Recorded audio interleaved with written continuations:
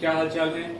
उम्मीद करता हूँ सब घर में सब बढ़िया होगा। आप लोग भी बढ़िया कर रहे होंगे, बहुत अच्छे से पढ़ाई मेहनत कर रहे होंगे। आप लोगों को जो प्रॉपर गाइडेंस की ज़रूरत है वो मैं देने के लिए आया हूँ। इस समय जो दिक्कत चल रही है अपनी सोसाइटी में, पूरे वर्ल्ड में, तो जिसकी वजह से मैम भी, आपकी जो पुरानी मैम है जिन्होंने आपको अकाउंट्स पढ़ाया अभी तक, वो गांव में अपने फंसे हुए हैं, वो नहीं आ पा रहे हैं। इस वजह से स्कूल प्रशासन ने, स्कूल की अथॉरिटीज़ ने मुझे हायर किया है कि आप हमारे टीचर, हमारे बच्चों को एक अच्छी गाइडेंस दें। आई होप मैम बहुत अच्छा आप लोग के साथ कर रही हैं और शायद मैं भी उस चीज़ को कैरी ऑन करूँ, मेरे साथ भी आप लोग उसी तरीके से एंजॉय करें, उसी तरीके से। तो आज का सेशन जो है हमारा, वो बेसिकली एक छोटा सा सेशन है जिसमें हम सिर्फ आपको ब्रीफिंग करेंगे only the content of the syllabus of your course. Firstly, many persons have, if they have not scored good marks in 11th class, तो वो 12th में भी गलत करेंगे या 12th में भी उनका बुरा हो जाएगा। तो फर्स्टली मैं आपको ये क्लियर कर दूं कि 11th में जिसने अच्छा किया है वो तो कंटिन्यूसली डेफिनेटली वो 12th में भी अच्छा करेगा, बट जिसने 11th में अच्छा नहीं भी किया है वो भी 12th में अच्छा कर सकता है, प्रोवाइडेड वो स्टार्टिंग से ही वो मेहनत, वो क्रेज लेकर चले अपने सब्जेक्ट के लिए। मैं आपको पूरा एश्योरेंस देता हूँ कि 11th क्लास का कोई भी कॉन्सेप्ट 12th क्लास से रिलेटेड नहीं है। 12th क्लास में पूरा फ्रेश, पूरा न्यू कोर्स है, कोर्स कंटेंट है, जिसका 11th से कोई ज़्यादा रिलेवेंस नहीं है। जो भी रिलेवेंस रहेंगे वो मैं इनिशियल ऑन स्टेज पे आपको बताता हुआ चलूँगा। तो ये तो हो गया गाइस जो मेरा परसेप्शन है 11th और 12th क्लास के बीच के लिंकेज का। ये चीज़ मैंने आपको बता दी। तो प्लीज़ इस माइंड से, जो भी इस थॉट से चल रहा है कि 11th में मेरा अकाउंट्स बहुत बेकार हुआ, बहुत बुरा किया, तो 12th में भी मेरा बुरा होगा या बेकार होगा, तो प्लीज़ इस चीज़ को माइंड से निकाल दें। कहीं ना कहीं ये चीज़ आपके आगे आने वाले टाइम में आपको फिर पुश बैक करेगा, आपको आगे बढ़ने नहीं देगा। तो मेरे पास ये स्कूल अथॉरिटी ने जो मेरे को दिया हुआ है वो एक 2 पेपर्स हैं, which contains, I think this is part 1 of your book and this is part B of your book. So part 1 में जो है वो आपका पार्टनरशिप NPO पूरा कवर करता है, and part B is yours, जिसमें आपका कंपनी अकाउंट्स आता है, कैश फ्लो, रेशियो एनालिसिस और फाइनेंशियल एनालिसिस आता है। तो बेसिकली जो मार्किंग सिनेरियो है वो आपका NPO जो है, NPO that is non profit organisation, which contains 5 to 10 marks, which comes in board examination with 5 to 10 marks weightage, either be of one question of 5 marks or 2 question of 5 by 10 marks. Or partnership is a very big component of your syllabus, which contains out of 20 to 25 marks. And then similarly, that's company account is also a major portion of your subject syllabus in board class, which contains 25 to 30 marks. Similarly, last one is accounting analysis, which is quite a small content of your subject syllabus, which contains 10 to 15 marks. Okay, so this is the whole scenario, the helicopter view of your subject कि हमें क्या क्या चीज़ें पढ़नी है। हम basically start करेंगे with the subject partnership. तो हम लोग बात करने वाले हैं पार्टनरशिप। बेसिकली टर्म पार्टनरशिप मतलब क्या होता है, पार्टनर मतलब क्या होता है? पार्टनर मीन्स आपका साझेदार, जो साथी हो। तो पार्टनरशिप वर्ड का इनोवेशन जो हुआ, पार्टनरशिप जो चीज़ आई वो क्यों आई, पहले इस चीज़ को समझ लेते हैं कि क्या ज़रूरत पड़ी कि हमें पार्टनरशिप इंट्रोड्यूस करना पड़ा। तो फर्स्टली पहले इंसान क्या बिजनेस करते थे, बिजनेस अकेले करते थे बिजनेस। तो दिक्कत ये होती थी कि जैसे अकेला माइंड है, अकेले पैसे, अकेले सोर्सेस हैं, तो वो उतने आसानी से एक्सपेंड नहीं कर पा रहा था। तो उसने क्या किया, हेल्प लेना शुरू की लोगों से। तो दूसरे लोग से हेल्प की, तो हेल्प ली, एंड देन उसके बाद फिर वो बिजनेस को एक्सपेंड किया। फिर बाद में कई सारे केसेस हुए कि जो इंसान शुरू किया था, जिसने दूसरे की हेल्प ली, उसको वो पैसे नहीं दे रहा या उसको प्रॉपर शेयरिंग नहीं हो रही। तो in that case government react की, और गवर्नमेंट ने और लोगों ने मिलके एक प्रॉपर चैनलाइज किया कि अगर कोई किसी के साथ मिलकर कोई काम करता है और उससे कोई भी प्रॉफिट वगैरह जनरेट होता है, तो वो आपस में किस रेशियो में बांटेगा, क्या चीज कैसे, किसको क्या मिलेगा, वो सारी चीजें आपकी एक डीड में लिखी होनी चाहिए। वहां से आपका पार्टनरशिप का जन्म हुआ कि हाँ, पार्टनरशिप होनी चाहिए in a written format, in a written agreement. तो बेसिकली पार्टनरशिप के कुछ नेचर्स हैं, ठीक है। तो नेचर्स हम आपके साथ डिस्कस कर लेते हैं। ये आपकी बुक है। नेचर्स में जो इसके कैरेक्टरिस्टिक्स हैं, 2 और मोर पर्सन्स, तो पार्टनरशिप 2 या 2 से ज्यादा लोगों के बीच में ही हो सकती है। इसके मैक्सिमम जो बैंकिंग सेक्टर है, बैंकिंग सेक्टर में अगर कोई पार्टनरशिप करता है तो उसमें मैक्सिमम 20% हो सकते हैं, 20% से ऊपर नहीं होना चाहिए। देन एग्रीमेंट होना चाहिए, रिटन एग्रीमेंट। वर्बल भी चल सकता है बट रिटन एग्रीमेंट रहेगा, तो that is beneficial for both the partners in case of any complications. Then existence of business for profit motive, यानी जो भी पार्टनरशिप की जाएगी वो एक किसी प्रॉफिट मोटिव से की जाएगी कि हाँ इतनी अर्निंग के लिए या प्रॉफिट अर्न करने के लिए की जाएगी। शेयरिंग ऑफ प्रॉफिट्स, यानी कि किस किस रेशियो में कौन सा पार्टनर कितना प्रॉफिट शेयर ले जाएगा। Relationship of principal and agent, relationship of principal and agent का मतलब हुआ कि एक पार्टनर दूसरे पार्टनर के लिए as a agent role play करता है, या यूं कहूं कि वाइस वर्सा, कोई भी पार्टनर किसी भी पार्टनर के लिए एजेंट हो सकता है। जैसे और थोड़ा सा इसको डीपली एक्सप्लेन करूं तो होता क्या है, जैसे पार्टनरशिप में 4 पार्टनर्स हैं। 4 पार्टनर्स होने का क्या मतलब है, वो एक प्रीमाइसेस में बैठे हैं, अलग अलग जगह पे देख रहे हैं, अलग अलग जगह पे ऑपरेट कर रहे हैं, तो एज अ वो पार्टनरशिप के एजेंट की तरह वहां पे ऑपरेट कर रहे होते हैं, जो अलग अलग डिफरेंट जगह पे प्लेस्ड होते हैं, ठीक है। Then after we have something business carried on by all or any of them acting for all। इसका मतलब ये हुआ कि या तो वो सारे के सारे पार्टनर्स एक साथ बिजनेस चलाएं, या फिर उनमें से कोई एक पार्टनर सबके लिए बिजनेस चलाए। सिंपल शब्दों में आज शायद आप लोगों को समझ में नहीं आएगा, फिर से मैं इसको रिकैप कर देता हूँ। सिंपली कहने का मतलब ये है कि या एक पार्टनर पूरे बिजनेस को चलाए, बाकी पार्टनर्स आराम से रेस्ट करें, कॉल्ड एज स्लीपिंग पार्टनर, या फिर सारे पार्टनर एक्टिवली पार्टिसिपेट करें और बिजनेस को आगे बढ़ाएं। तो ये दोनों ही चीजें हो सकती हैं एक पार्टनरशिप बिजनेस में, ठीक है। तो these are the 6 major characteristics of a partnership firm. एक बार फिर से रिकैप कर लें, 2 और more persons, agreement, written, verbal दोनों चलेगा। Existence of business and profit motive, ठीक है। शेयरिंग ऑफ प्रॉफिट्स, प्रॉफिट्स किस रेशियो में शेयर किए जाएंगे। And relationship of principal and agent, यानी कि एक पार्टनर दूसरे पार्टनर के लिए एज अ एजेंट काम कर रहा है, रिप्रेजेंटेटिव काम कर रहा है। देन लास्ट है business carried on by all और any of them acting for all. That means कि सारे पार्टनर्स कलेक्टिवली बिजनेस को कैरी फॉरवर्ड कर सकते हैं और उनमें से कोई एक भी बिजनेस को कैरी फॉरवर्ड कर सकता है। इसमें कुछ राइट्स दे रखे हैं पार्टनर्स के, कुछ ड्यूटीज दे रखी हैं which are not so important, so just go through with the rights and duties। अगर कोई दिक्कत आती है please share it on the WhatsApp, I will resolve the queries। Then we next topic have partnership deed। What do you mean by partnership deed? Partnership deed is an agreement in which all the discussion which has been gone under behind, वो सारी चीज उसमें लिखी होती है, वो सारी चीज उसमें दी रहती है, जैसे कि क्या सैलरी मिलेगी कि नहीं मिलेगी, इंटरेस्ट ऑन कैपिटल कितना रहेगा, इंटरेस्ट ऑन लोन कितना रहेगा, शेयरिंग प्रॉफिट क्या रहेगा, एड्रेस क्या है पार्टनर्स के, पार्टनर का ऑफिशियल एड्रेस या उसका पर्सनल एड्रेस क्या है, उनकी पर्सनल डिटेल्स क्या है, वो सारी चीज पार्टनरशिप डीड में मेंशन रहती है, ठीक है। तो in simple words we can say the agreement between the partners is called as partnership deed। Then we have rules applicable in absence of partnership deed। अगर partnership deed नहीं होती है तो क्या rules applicable होंगे, क्या चीजें एक पार्टनर को ध्यान में रखनी चाहिए। तो अगर partnership deed नहीं है, मान लीजिए क्वेश्चन आता है कि पार्टनर्स ने एज पर लॉ ये सारी चीजें कर दी हैं, एज पर देयर नॉर्म्स ऐसा कर दिया है, बट वहां पे पार्टनरशिप डीड है ही नहीं। तो पार्टनरशिप डीड नहीं है, अगर क्वेश्चन में बोल दिया कि पार्टनरशिप डीड नहीं है, in that case only 5 rules will pertain.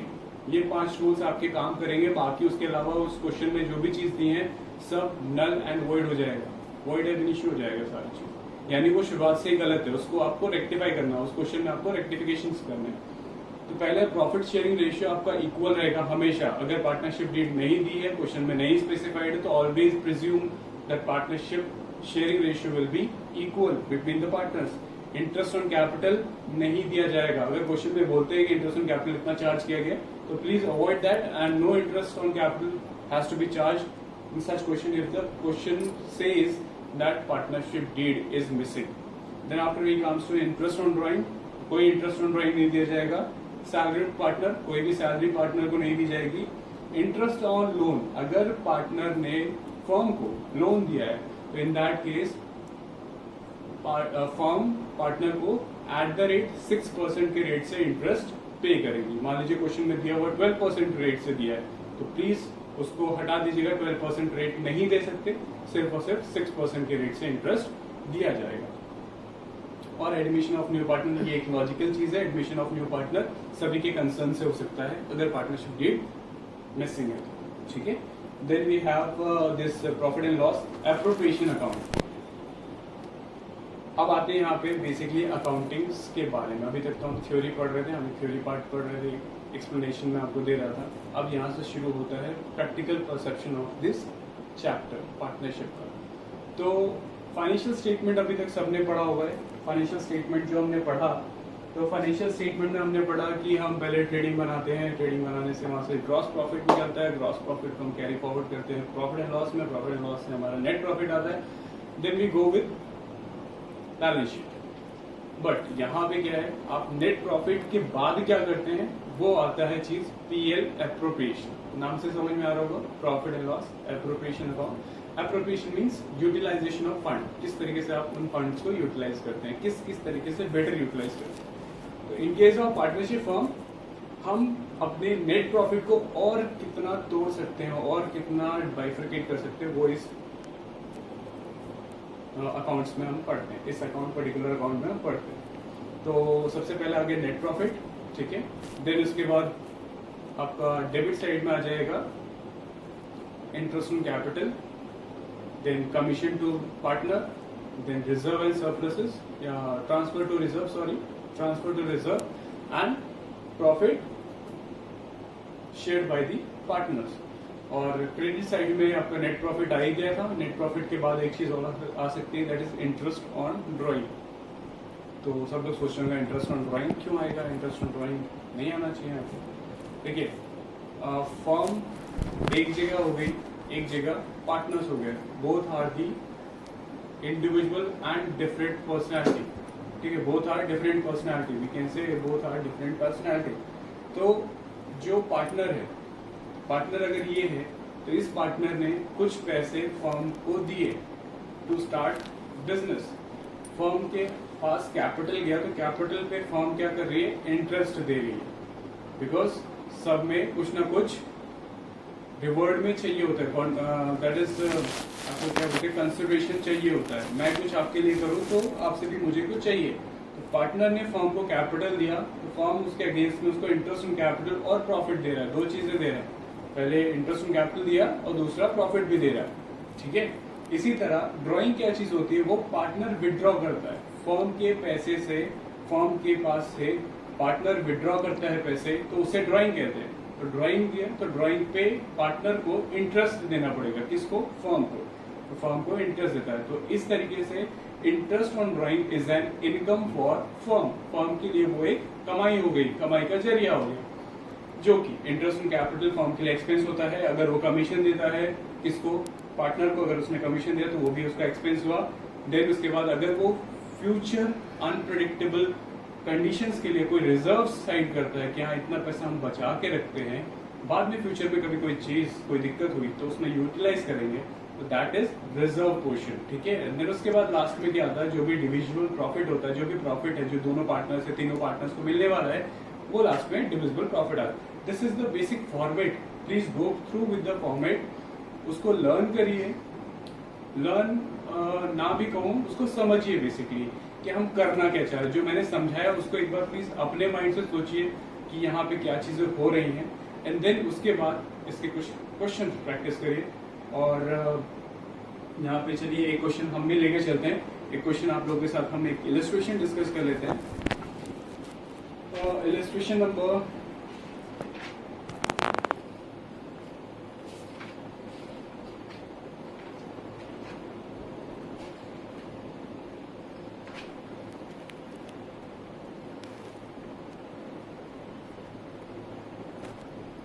रुक जाओ एक minute.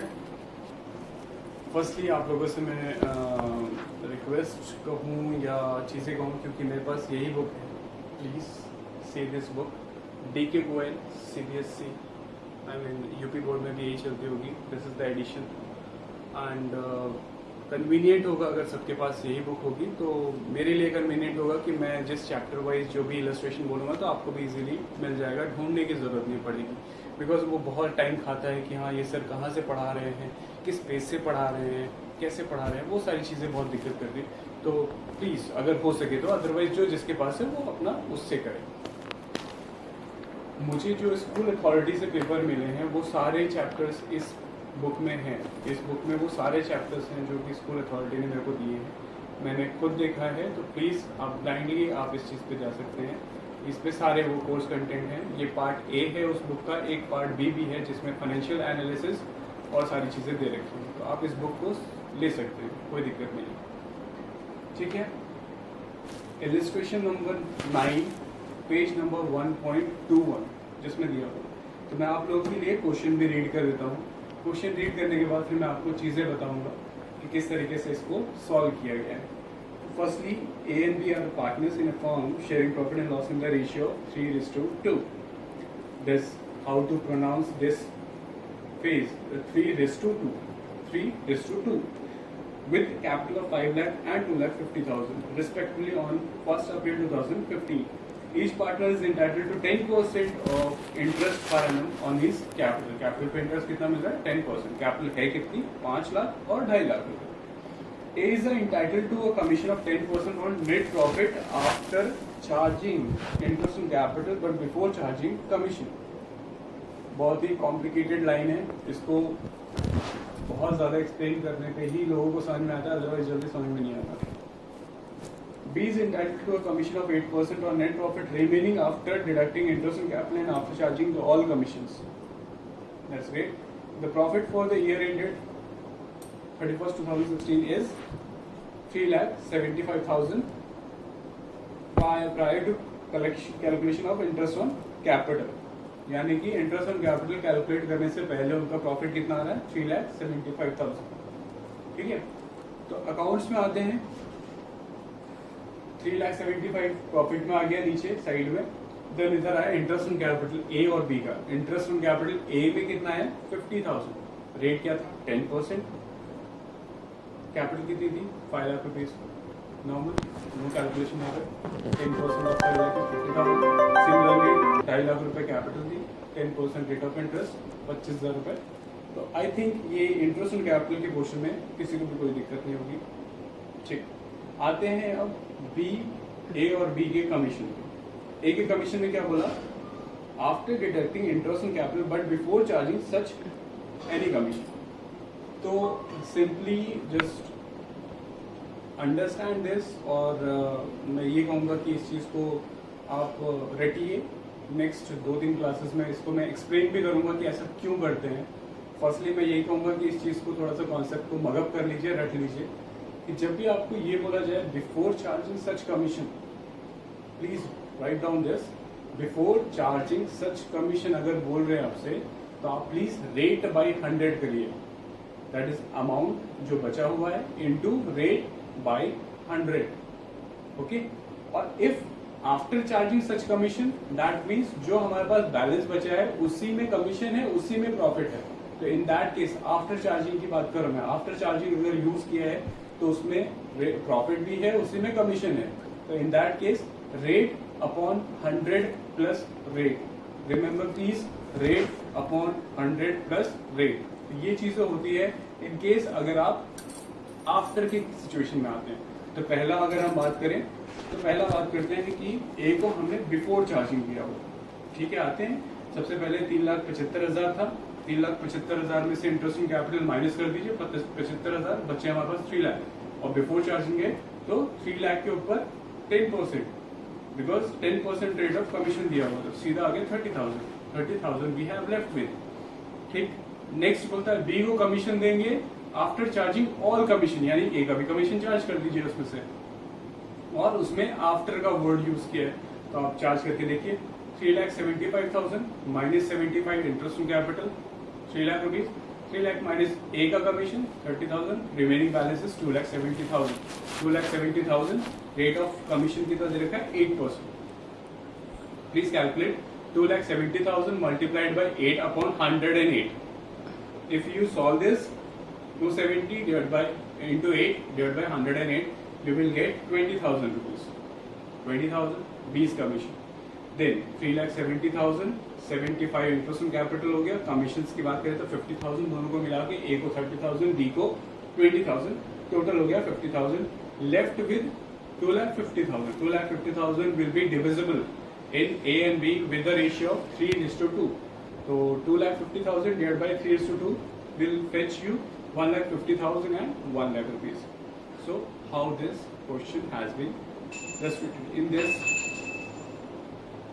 we have to further work on calculation of commission, calculation of interest on capital, calculation of interest on drawing, जो कि हम अगली क्लासेस से इस चीज़ को फॉलो करेंगे.